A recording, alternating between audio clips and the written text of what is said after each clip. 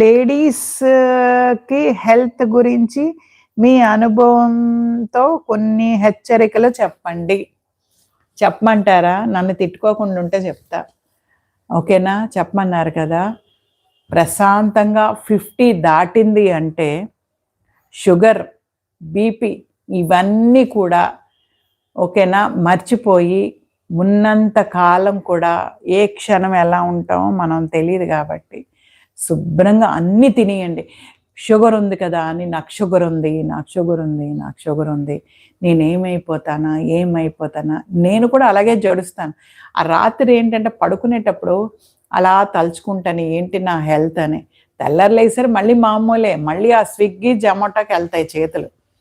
అసలు జన్మలో తినకూడదు. ఫుల్‌గా తినేస్తాను. మన జన్మలో ఇంక స్విగ్గీ కాదు కదా! బయట ఫుడ్ తినకూడదు అనుకుంటాను. మళ్ళీ తెల్లారి 2:00 అయిందంటే స్విగ్గీ, జొమాటోకి ఆ ఫింగర్ ఎళ్తది. ఆ ఫింగర్ ఎళ్ళిన తర్వాత కొట్టాలనిపిస్తుంటది. మనం తెప్పించుకుంటాం.